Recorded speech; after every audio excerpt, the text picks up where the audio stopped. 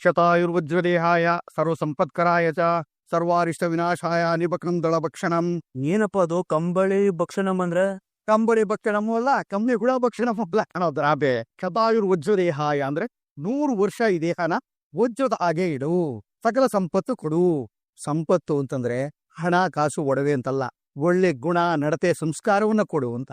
ರೋಗಗಳು ವಿನಾಶ ಆಗಲಿ ಅಂತ ಬೇಡ್ಕೊಂಡು ನಾವು ಈ ಬೇವು ಬೆಲ್ಲನ ತಿಂತಾ ಇದೀವಿ ಅಂತ ತಕ್ಕನಪ್ಪ. ತಿಮ್ಮಿ ತಿಮ್ಮಿ ಅಪ್ಪ ಫುಲ್ ಕಹಿ ಕಣಪ್ಪ ಇದು. ಬೇವು ಸಿಹಿಯಾಗಿರುತ್ತಾ? ತಿನ್ನ ಕಾಂತಿ, ತಿನ್ನಮ್ಮ, ತಿನ್ನಿ ತಿನ್ನಿ ತಿನ್ನಿ ತಿನ್ನಿ. ಅಯ್ಯೋವಿನೇ ಇನ್ ಕೈ ಆಗ್ತಾ ಇಲ್ವಾ? ಇಲ್ಲ ಮನೋಜ್, ನಂಗ್ ಸಿಹಿಯಾಗೇ ಇದೆ. ಬೇವು ಬೆಲ್ಲದ್ದು ಒಂದು ವಾಡಿಕೆ ಇದೆ. ಯಾರ್ ಬಾಯಿಗೆ ಬರೀ ಸಿಹಿ ಸಿಗುತ್ತೋ ಈ ವರ್ಷ ಇವರ್ತಿ ಬರೀ ಕೈಯನ್ನೇ ತುಂಬಿರುತ್ತೆ. ಅದೇನದು ವಿಷಯಗಳು?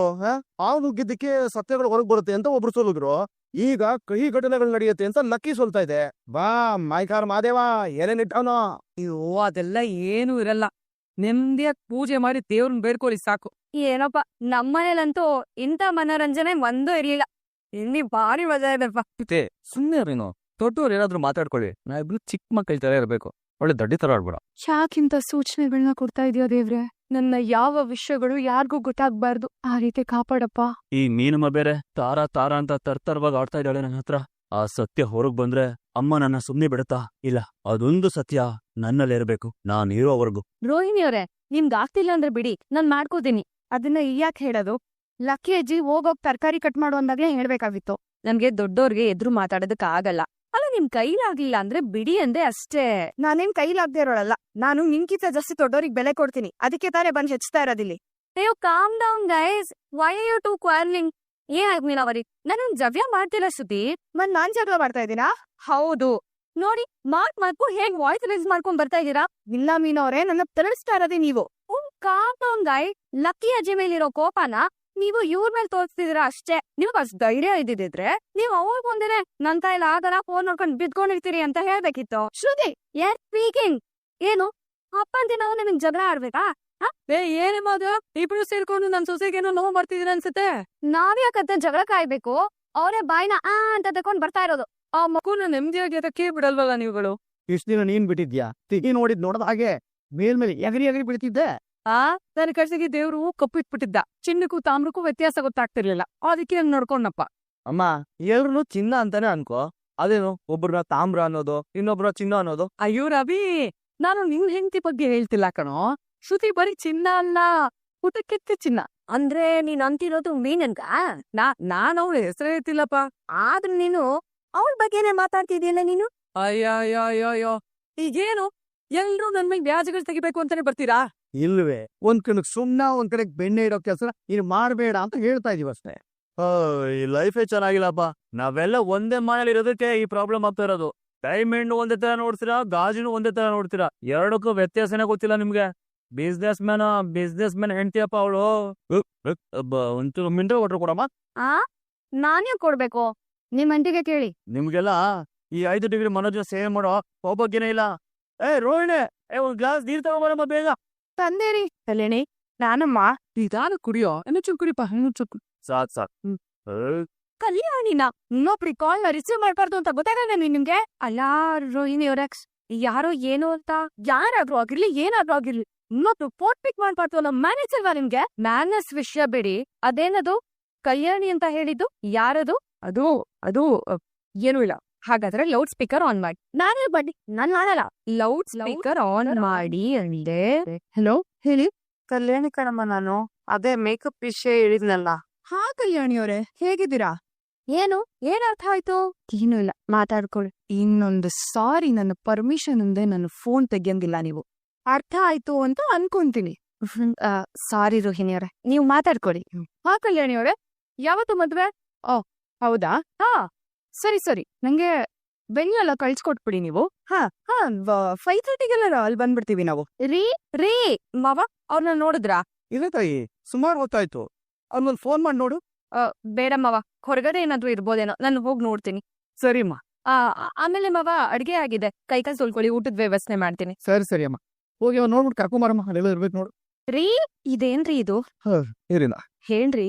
ಎಲ್ಲ ಹೇಳಿದಿರಾ, ಇದನ್ ಯಾಕೆ ಮುಚ್ಚಿಟ್ಟಿದ್ದೀರಾ? ಬೆಳಿಗ್ಗೆ ಸಕ್ಕರೆ ಹಿಡಿದ್ ನೆನ್ಪಿದ್ಯಾ? ಇವತ್ 2 ಹಬ್ಬ ಅಂದ್ರು. ಒಂದು ಯುಗಾದಿ, ಇನ್ನೊಂದು ಇನ್ನೊಂದು ಅವ್ಳು ಹುಟ್ಟಿದಬ್ಬ 2 ವರ್ಷ ತುಂಬಾ ಜೋರಾಗಿ ಆಚರಣೆ ಮಾಡಿದ್ವಿ ಅವಳು ಹುಟ್ಟಿದಬ್ಬ. 3ನೇ ವರ್ಷಕ್ಕೆ ಅವಳು ಕಾಣೆ ಆಗ್ಬೇಕು. ತುಂಬಾ ನೋವಾಗತ್ತೆ ಕಣೆ ನನಗೂ. ಅವಾಗ ನನಗೂ ಬುದ್ಧಿ ಬರ್ದಿರೋ ವಯಸ್ಸು. ಆದ್ರೂ ಅವಳ ನೆನಪು ನನಗೆ ಇನ್ನೂ ಕಾಡ್ತಾ ಇದೆ ಅಂತಂದ್ರೆ ಅವಳನ್ನ ಎಷ್ಟು ಹಚ್ಕೊಂಡಿದ್ದ ನೀನೇ ಹೇಳು.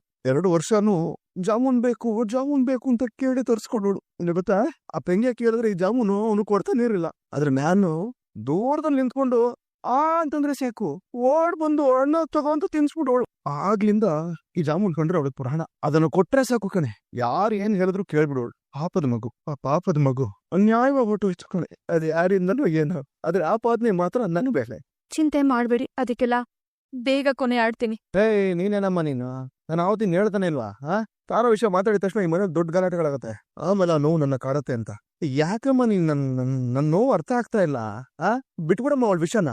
ಬಿಡಲ್ಲ, ನೀವ್ ಅವಳ ಚಿಂತೆ ಬಿಡ್ತೀರಾ? ಹೇಗೆ? ಮತ್ ನಾನೇ ಹೇಗ್ ಬಿಡ್ಲಿ? ಶ್ರೀಕೃಷ್ಣ ಒಂದ್ ಮಾತು ಹೇಳಿದಾನೆ, ಸಾವು ಅಂದ್ರೆ ದೇಹಕ್ ಬರೋದಲ್ಲ ನೆಂಪಗ್ ಬರೋದು ಅಂತ. ಎಲ್ಲಿವರೆಗೂ ತಾರ ನಿಮ್ ಹೃದಯದಲ್ಲಿ ಬದುಕಿರ್ತಾಳೋ ಅಲ್ಲಿವರೆಗೂ ತಾರ ಸತ್ತಿಲ್ಲ ಅಂತಾನೆ ಅರ್ಥ. ಒಂದ್ ವೇಳೆ ತಾರ ಏನಾದ್ರೂ ಬದುಕಿದ್ರೆ ಮಾತ್ರ ಈ ಭೂಮಿಲಿ ಅವಳಿಗೆ ಎಲ್ಲೇ ಇದ್ರೊಳ್ನ ಕರ್ಕೊಂಡ್ ಬಂದು ಈ ಮನೆ ನಿಲ್ಸ್ತೇನಿರಿ. ಅವತ್ತಾಗ್ ಘಟನೆ ಏನು, ಅದಕ್ ಕಾರಣ ಯಾರು ಅನ್ನೋ ಸತ್ಯನ ಬಾಯ್ ಬಿಡಿಸ್ತೇನೆ. ಈ ಮೇಲಿರೋ ಮಸಿನ ತೊಳ್ದು ಸೂರ್ಯನ್ ಹಿಡ್ದಿರೋ ಗ್ರಹಣನ ಬಿಡಿಸಿ ಈ ದೇಹ ಕಂಟಿರೋ ಕಳಂಕನ ತೆಗಿತೀನಿ. ಸುಮ್ಮನೆ ನೀನೊಳ್ಳೆ ಮೀನಾ, ಆ ಕೆರೆಯಲ್ಲಿ ಬಿತ್ತೋರು ಬದುಕ್ ಬಂದಿರೋ ಉದಾಹರಣೆ ಇಲ್ಲ ಕಣೆ. ನಾನ್ ಚಿಕ್ಕ ವಯಸ್ಸಿಂದ ಅಲ್ಲೇ ಆಡ್ ಬೆಳೆದು ಮೀನಾ.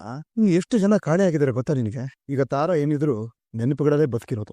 ನಾನು ಬದುಕಿರೋವರೆಗೂ ನಾನ್ ನೆನಪಲ್ಲೇ ಇರ್ತಾ. ದೇವ್ರೆ, ಅವಳು ಏನಾದ್ರೂ ಬದುಕಿದ್ರೆ ಬೇಗ ಸಿಗೋ ಹಾಗಾದ್ರಪ್ಪ. ವಿಷಯನ ಇಲ್ಲಿಗೆ ಬಿಟ್ಬಿಡಮ್ಮ. ಬರೀ ಲಕ್ಕಿ ಕಾಯ್ದಾಡ್ತಾರೆ. ಬಾಬಾ ಓಡ.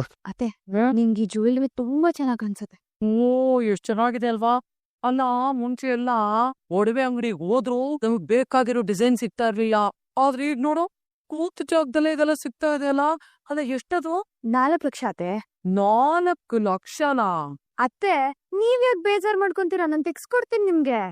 ಪರವಾಗಿಲ್ಲ, ಸರಿಯಾಗಿ ನೀವು ತಾಯ್ದಾಳೆ ರೋವಿನಿ. ಅಯ್ಯೋ, ಕಡ್ಡಿಗಿರಕ್ಕಿಂತ ಮುಂಚೆ ಹೂ ಬುತ್ತಿ ಮಸಿ ಅಲ್ವಾ, ಇದು ಹಂಗೆ. ನಿಮ್ಗೇನ್ ಸಮಸ್ಯೆ ಹೇಳಿ, ಮೊದ್ಲು ಅದನ್ನ ಸರಿ ಮಾಡ್ತೀನಿ. ಹಂಗ ನನ್ ಸಮಸ್ಯೆ ನೀರೆಯ ಸರಿ ಮಾಡ್ಕೊಳ್ಳಿ. ಲೇ ಅಪ್ಪಿ, ಇದೆಲ್ಲ ಯಾಕೋ ಜಾಸ್ತಿ ಆಯ್ತು. ಅತ್ತೆ ಸೊಸೆ ಚೆನ್ನಾಗಿದ್ರೆ ನಿನ್ಗಾಗಲ್ವೇನೋ? ಇದು ಚೆನ್ನಾಗಿರೋ ವಿಷಯ ಅಲ್ಲ ರಾಜ, ಚಿನ್ನದ ವಿಷಯ. ಮನಸ್ಸನ್ನ ಗೆಲ್ಬೇಕಾಗಿರೋದು ಚಿನ್ನದಂತ ಮನಸ್ಸಿಂದಾನೇ ಹೊರತು ಚಿನ್ನದಿಂದಾನೇ ಅಲ್ಲ. ಅದಾಯ್ತಾ?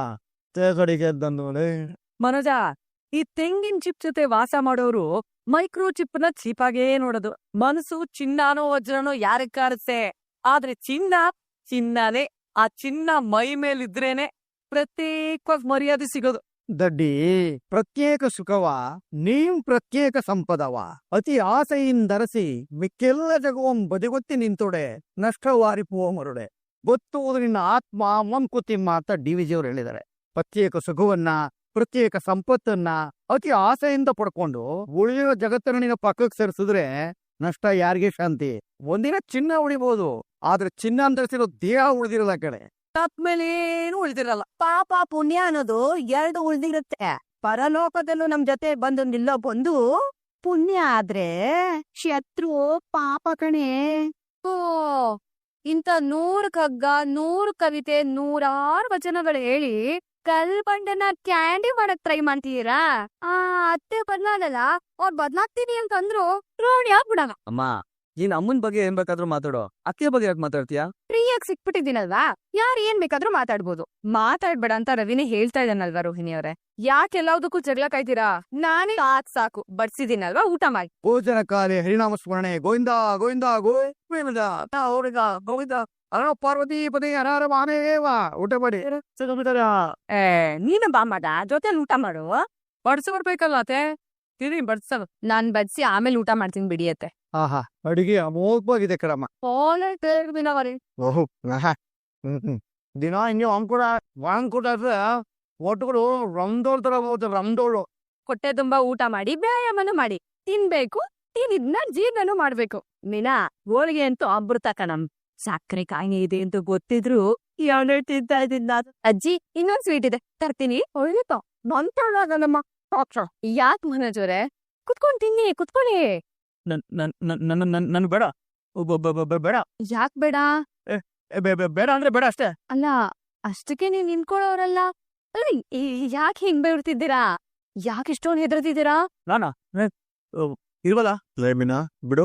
ಬಿಡಲ್ಲ ನಿಜ ಹೇಳಿ ಅವತ್ತೇನಾಯ್ತು ಅಂತ ನಾನಾಗೆ ವಿಷಯ ಬಾಯ್ ಬಿಡ್ಸಿದ್ರೆ ಇಲ್ ನಡೆಯೋದೇ ಬೇರೆ. ಸತ್ಯ ಏನು ಅಂತ ಹೇಳಿ. ಏನೇ ಆವಾಜ್ಗಳಾಗ್ತಿರೋದ್ ನನ್ ಮಗನ್ ಮೇಲೆ? ಅತ್ತೆ ಅಲ್ಲಿ ಏನೋ ತಪ್ಪಾಗಿದೆ. ಆ ತಪ್ಪು ಏನು ಅಂತ ಗೊತ್ತಿಲ್ದಲೆ ನೀವ್ ನನ್ ಗಂಡನ್ನ ತಪ್ಪಾಗಿ ತಿಳ್ಕೊಂಡಿದ್ದೀರಾ. ಅತ್ತೆ ನನ್ಗ್ ಒಂದೇ ಒಂದ್ ಅವಕಾಶ ಕೊಡಿ, ನಾನು ಆ ವಿಷಯ ಏನು ಅಂತ ಬಾಯ್ ಬಿಡಿಸ್ತೀನಿ. ನೀನೇನೆ ಬಾಯ್ ಬಿಡ್ಸೋದು ಬೇತಾಳಿ? ಅಪ್ಪತ್ತಿನ ಊಟಕ್ಕಾಕಿ ಗಂಟ್ಲ ಮೇಲೆ ನಿಂತ್ಕೊಳ್ಳೋ ಕೆಲಸ ಮಾಡ್ತಿದ್ಯಾ ನೀನು? ನೀನ್ ಯಾರೇ ನನ್ನ ಮಗಳ ಬಗ್ಗೆ ಮಾತಾಡಕ್ಕೆ? ಆನದ್ ಮಗುನ ನೆನೆಸ್ಕೊಂಡ್ರೆ ಕೈ ಕಾಲ್ ನಡಕತ್ತೆ, ಅರೆ ಬೆವರುತ್ತೆ, ಕಣ್ ತುಂಬ್ಕೊಂಡ್ ಅನ್ಯಾಯವಾಗಿ ಆ ಮಗುನ ನೀರಿಟ್ಟಲ್ಲಿ ಸಾಚ್ಬಿಟ್ಟಲ್ಲ. ವಿರಿಗಟ ಹೋಗ ಅವನೇನ್ ಪ್ರಶ್ನೆ ಮಾಡೆ. ನಾನ್ ಯಾರೇ ಆಗಿರ್ಲಿಯತ್ತೆ, ಆದ್ರೆ ಇದ್ರೊಳಗಡೆ ಇರೋ ಸತ್ಯ ಬೇರೆನೇ ಇದೆ. ಮತ್ತೆ ಒಂದ್ ಸ್ವಲ್ಪ ಹೊತ್ತು ಸುಮ್ನೆ ಇದ್ಬಿಡಿ. ನಿನ್ ಮಗ ಯಾಕೆ ಹೆದರ್ತಿದಾರೆ ಅಂತ ಕೇಳ್ತೀನಿ. ಏನಮ್ಮ ನೀನು? ಸೂರ್ಯ ಕಾರಣ ನೀನು ಪ್ರಪಂಚನೇ ಹಾಗಂತ ಹೇಳ್ತಾರೆ. ಬಿಡ ರವಿಕಾಂತ್. ಯಾವ್ದಿದು ಹೊಸ ಸ್ಟೋರಿ? ಬೇಡ ಶಾಂತಿ, ಕಣ್ಣಾರ ನೋಡ್ದೆ ಇವಂತೆ ಆರೋಪ ಮಾಡ್ತೀನಿ. ಇವನೇ ಕೊಲೆಗಾರ, ನನ್ನ ಮಗನ ಕೊಟ್ಟು ಕೊಲೆಗಾರ ಇವನೇ. ಇವತ್ತು ಬರೀಬೇಕು ಅಂತ ಅನ್ಕೊಂಡಿದ್ದನ್ನ ನೆನಪು ಮಾಡಿ ಸೆಳಕು ನಮ್ಮನ್ ತಾಯ ಹಾಗೆ ಮಾಡ್ತಿದ್ಯಲ್ಲ ನೀನು. ದೇವ್ರು ಮೆಚ್ತಾನೇನೆ, ಗೊತ್ತಾಯ್ತಿನ? ಶಿವನು ಒಂದ್ ತಾನೇ ಸಾಯ್ತಾ, ನೀನು ದಿನ ಸಾಯ್ತಿದ್ಯಲ್ಲ. ಇನ್ನೊಂದು ಸಲ ತಾರ ಅನ್ನೋ ಹೆಸರೇನಾದ್ರು ನೀನು ಬಾಯಲ್ಲಿ ಬಕ್ರೆ ನಾನ್ ಏನು ಮಾಡ್ತೀನೋ ನನಗೆ ಗೊತ್ತಿಲ್ಲ. ನಿನ್ನ ಕಂಡನ ಯಾವತ್ತೂ ಕ್ಷಮಿಸಲ್ಲ ನಾನು. ಕೊರಗಿ ಕಣ್ಣು ಮುಚ್ಕೋತ ನನ್ ಕತ್ತ ಆ ನೋವನ್ನ ಚೂರು ಬದುಕಿರೋವರೆಗೂ ಅನುಭವಿಸ್ಬೇಕು. ಕಳ್ಸು ಮುಂದೆನೆ ತಾಯಿ ಇದ್ರು, ತಾಯಿ ಪ್ರೀತಿ ಸಿಗ್ಬಾರ್ದು ಇವನಿಗೆ. ಅಮ್ಮ ಅಂತ ನೋವಲ್ ಕರೆದ್ರು ಈ ಅಮ್ಮನ ನೇಳು ಅವನ್ ಮೇಲೆ ಬೀಳ್ಬಾರ್ದು. ಅದ ಅನುಭವಿಸಿದ ಕಷ್ಟನ ಶಿವನು ಅನುಭವಿಸ್ಬೇಕು. ಯಾಕಜ್ಜಿ ನೀವ್ ಯಾರು ಅತ್ತೆ ಮನ್ಸ್ಗೆ ಸತ್ಯ ತಿಳಿಸೋ ಪ್ರಯತ್ನನೇ ಮಾಡ್ಲಿಲ್ಲ? ನನ್ ಗಂಡ ಅನ್ಭವಿಸ್ತಾ ಇರೋ ಕಷ್ಟಕ್ಕೆ ನಿಮ್ ಯಾರ ಮನ್ಸು ಕರಗ್ಲೇ ಇಲ್ವಾ? ಜಾತಕ ಜ್ಯೋತಿಷ್ಯ ಅನ್ನೋದನ್ನ ಎದೆ ಮೇಲೆ ಇಟ್ಕೊಂಡಿದ್ಲು ನಿನ್ನ ಅತ್ತೆ.